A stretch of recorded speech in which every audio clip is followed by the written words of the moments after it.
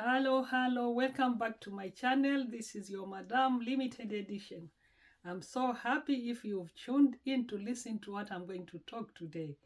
Yes, today I've decided to tell my story how I finally got my visa here. Maybe it's going to help one or two people from viewing this, from listening to what I'm going to tell you today. Yes, it was not so easy, but finally I got the visa. So, welcome to this platform and listen to my story how applying for my visa gave me problems and how I finally got my visa. Yeah, viewer, I applied my visa. Yeah, I applied my visa. The first visa I applied was a tourist visa or visiting visa, which, the first time they denied me. Then I was advised to reapply. So I reapplied and they gave me a visa which lasts for only 6 months. But I came to UK for only 5 weeks. Then I went back because I was still working in Kenya. And now, I was told, because you went to UK, you never, gave them problems. So if you're applying for another visa, they won't give you any problems. There will be no refusal. So I went back in Kenya feeling, I'm obeying all the rules. Little did I know, oh my God, no wonder people come to UK and they stick here. Whatever happens, they fight their way being here in this country. Because if I had known, I think, coming to visit my husband, I wouldn't have gone back to Kenya. I would have stayed with my husband here and fight for my right here. Because what I went through, my God, I nearly got a heart attack. My friend, that time the visa processing was not in Westlands. It was still in a place in Milimani. I don't know where you call it, Milimani. It's near Kenyatta Hospital. There's a tall building, not very far from Kenyatta Hospital. You can still walk to that big. I am forgetting. In Tag. No, it's called I don't know what. A beautiful building. I am telling you, from that building, so many people come out very miserable. And I didn't know. I didn't know when they come out very miserable, the paper is reading visa refusal. Now it was my turn to face the music. I took my papers, I got a call, your papers are ready, go and collect. I was so sure there was no refusal because I had qualified everything. Opening the envelope, I'm telling you, it was a brown envelope. Up to now, I hate brown envelopes. Nakwambia msikilizaji, nakwambia nilifungua hiyo envelope kwa lift. I opened my paper in the lift thinking, everything is okay. I just saw visa refusal. Wow, my God. I said, now what next? Yeah, I had to hold on, because if I broke down, I was alone. If I broke down, how could I travel back to Nakuru? I had to pluck courage because, I had to say, no, this is not end of everything. I know it's too much money I've put in. And, when they say no, there's no way you can tell them, give me back my money. And that money was big to me, big to my family, big, just the idea telling somebody I lost around 60,000 just applying for a visa, it was absurd. So I went home, I tried to pray. Nothing was working.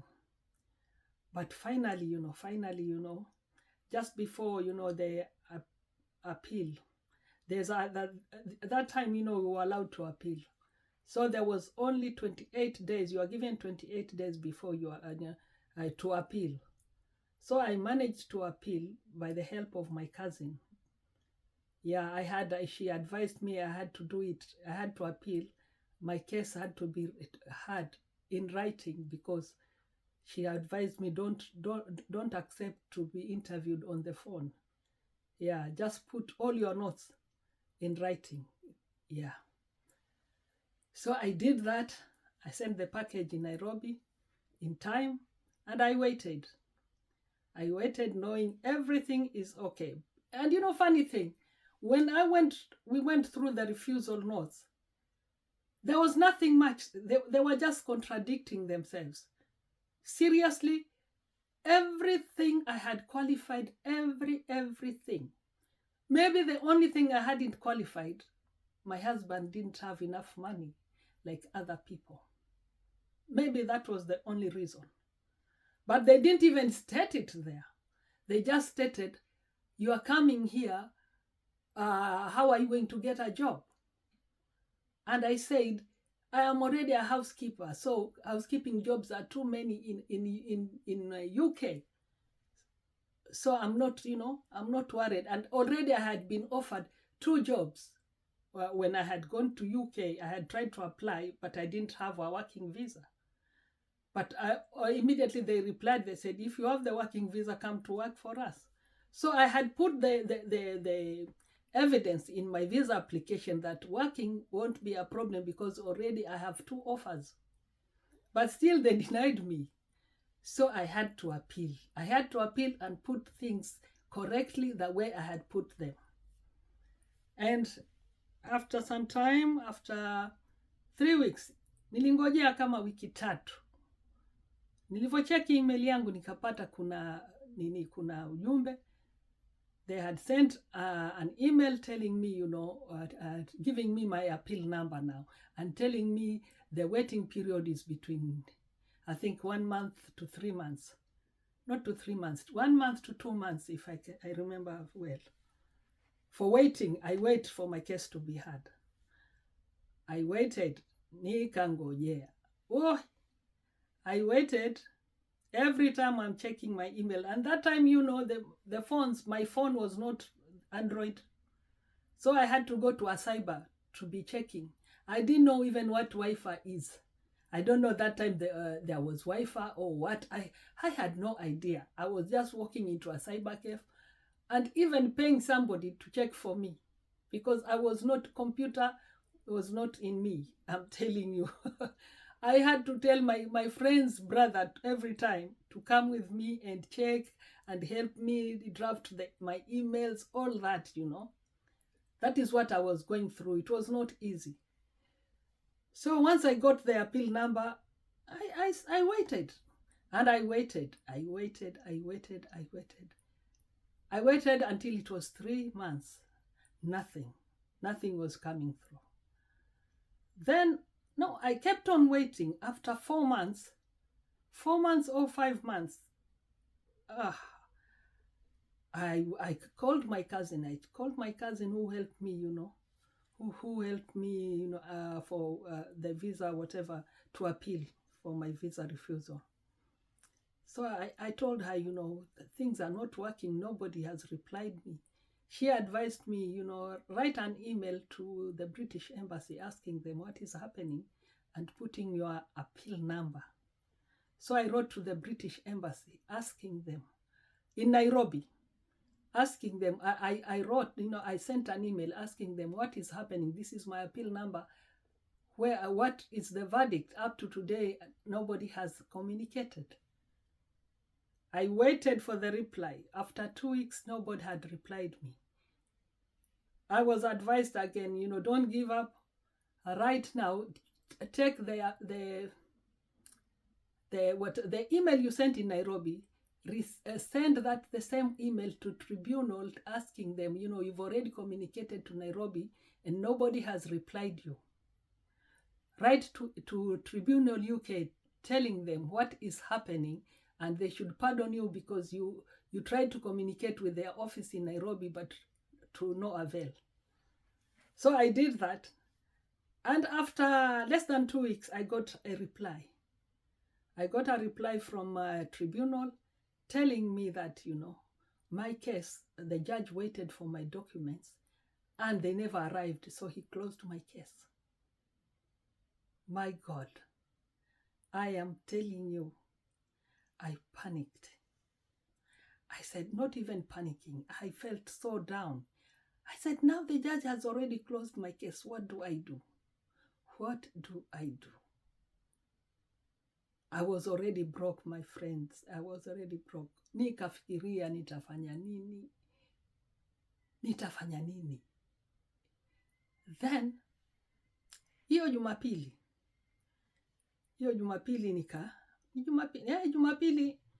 nilikuwa ni mshirika wa kanisa nyingine hapo, nilikuwa karibu na kwangu. Nikaenda kanisani, nikasema acha niende. Na siku nyingi nilikuwa sijaenda kama Jumapili mbili nilikuwa sijaenda kanisani. Manake nilikuwa I was not a frequent church goer like that.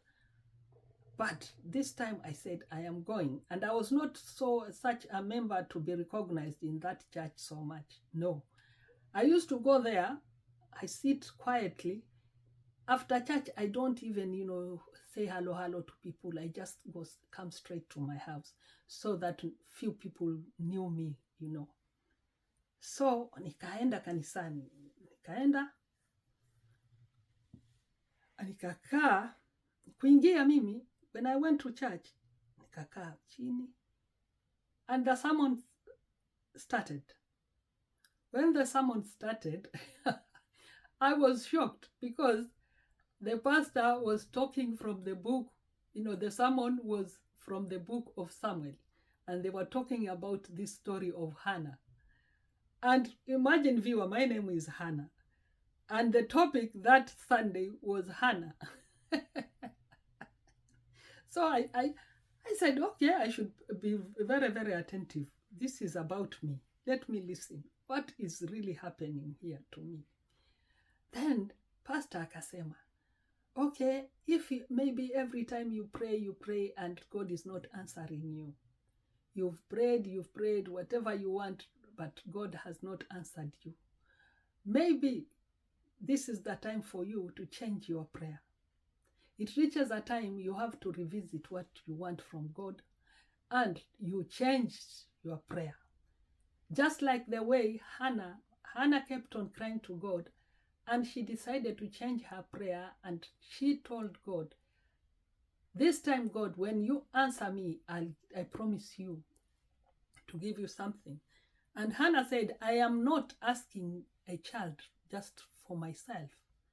This child you give me, I will dedicate the child to you, Lord. This child will serve you, it will serve in your house, God. And you see, when Hannah promised God that, she got her prayers answered.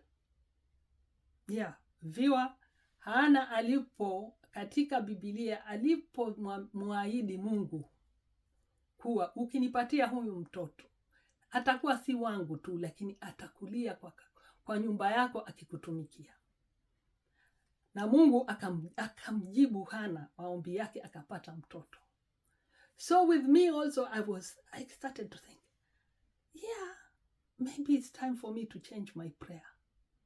Yes, maybe it is time for me to change my prayer, just like my namesake Hannah.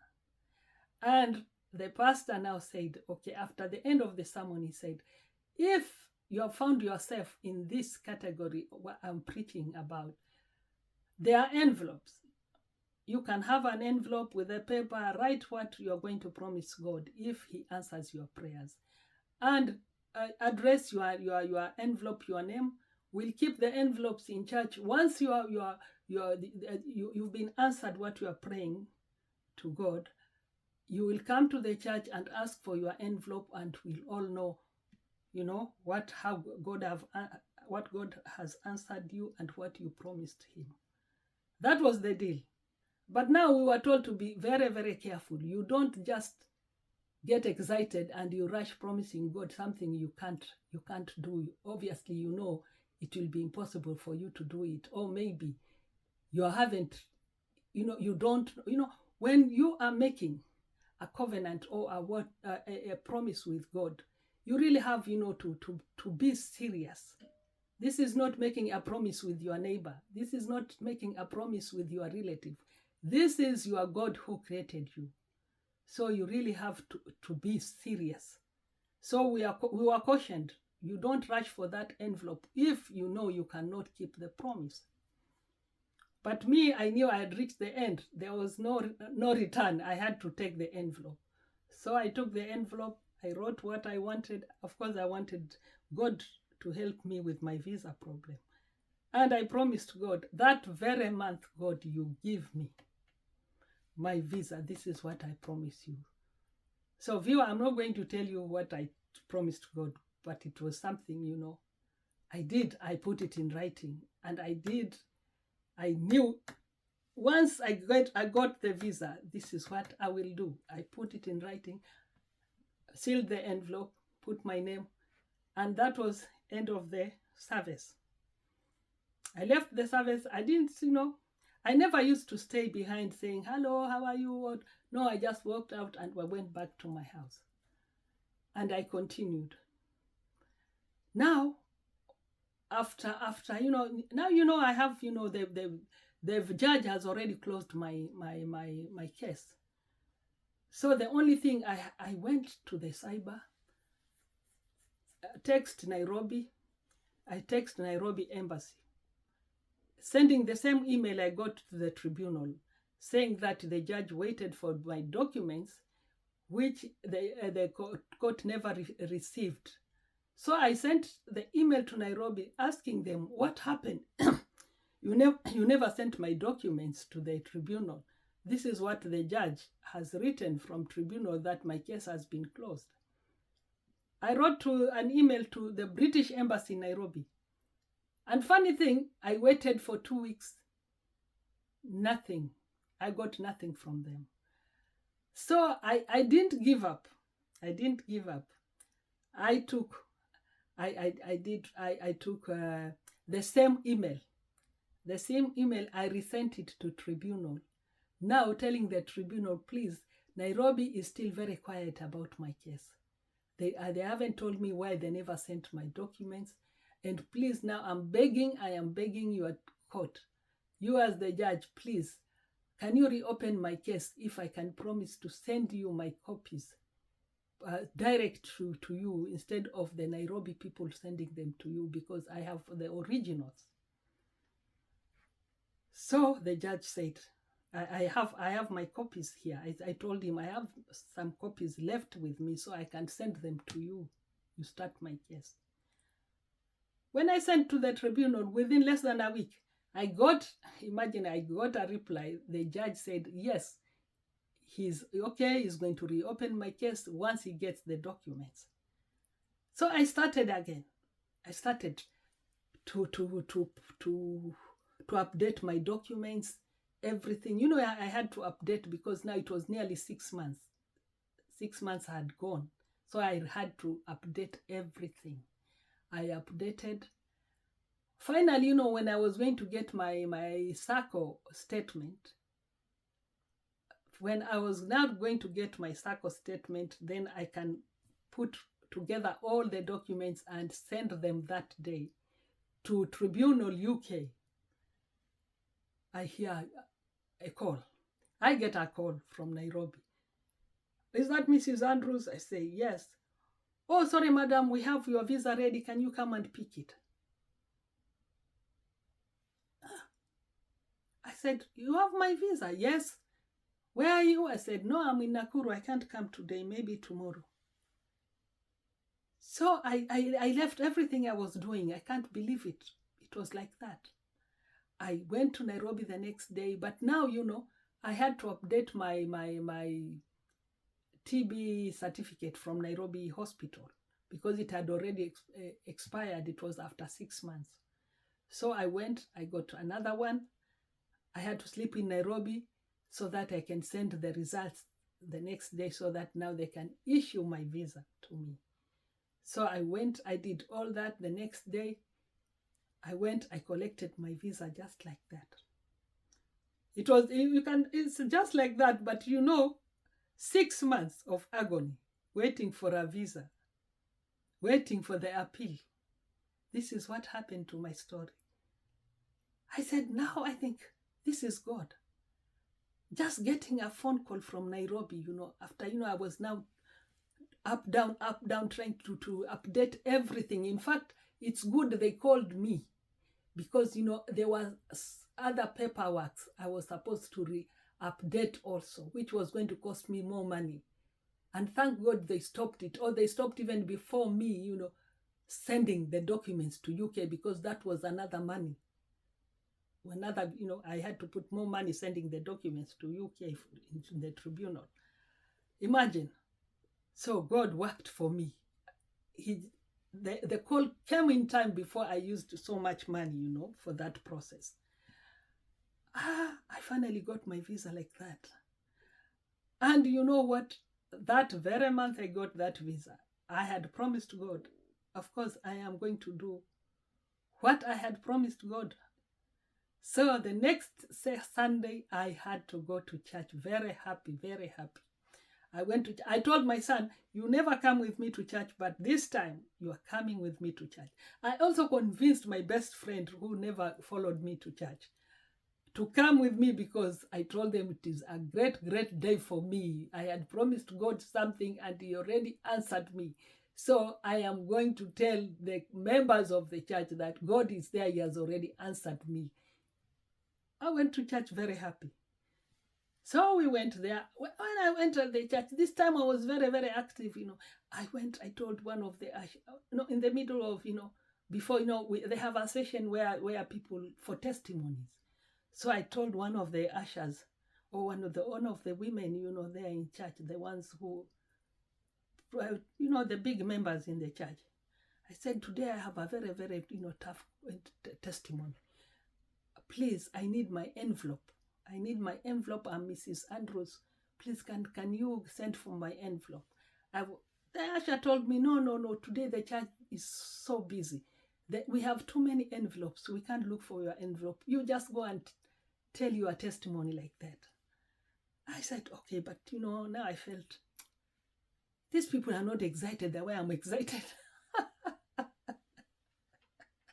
So, okay, I was told, just go and say about your testimony like that. So I had to go because time was money. I went. When I started to tell my story, the pastor just intervened, said, no, stop, Mrs. Andrews. That testimony, can you please bring Mrs. Andrews' envelope? Imagine, just like that. And within 5 minutes, the envelope was brought. You see, it was brought. I said, now this is it. Pastor, members, if you remember a certain dead pastor, you were talking about Hannah in the Bible. And funny thing, my name is Hannah. And I had a very big problem because I had a problem of my visa. I didn't know what was happening. Everything had gone quiet. And so I promised God, after the sermon you had told us, I just told God, please, if you are going to answer me this prayer, this month, this is what I will do for you. And this is what I have brought. I have brought what I promised God.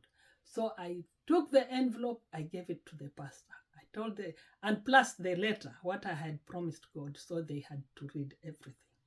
I gave him my what I had promised God, and that is how it finished. After church, so many people followed me. Even old men followed me, telling me, Mrs. Andrews, your testimony has really, really, made us, it has really inspired us. When I was so down, you've made me my day, you've made me, have hope in God. All that, it had made people, feel, there's a God who answers us. You see? And I felt so nice because, my testimony had inspired a few who were so down in their problems. And that is how I finally got my visa. If it wasn't for God, I am telling you, I don't know, because if the embassy, they decide to keep quiet about your case, my dear, you can't do anything sometimes. And if you can do anything, it involves money and lawyers. And me, even my money was a problem. My husband didn't have enough money. I didn't have enough money. The only thing was now to depend on God. So my friend, my viewer, where you are, if you are passing through the same problem, a problem like this one, or a different problem, and you think you've reached the end, no, it's not the end. Invite God in your problems. Invite Him, and you will see how quick He can solve that problem. Me, God intervened. He didn't care about whether I was a strong Christian, whether I knew the Bible from Genesis to Revelation. No. He just answered me through mercy. I got my answers through mercy. God of mercy saw me and answered me. And so, viewer, don't be so down. Don't start judging yourself. Start, evaluating yourself the way sometimes I did, I would just start saying, no, I mean, God cannot turn his head like this and pardon me because, I don't contribute this. No. God is there for everyone. He created us all.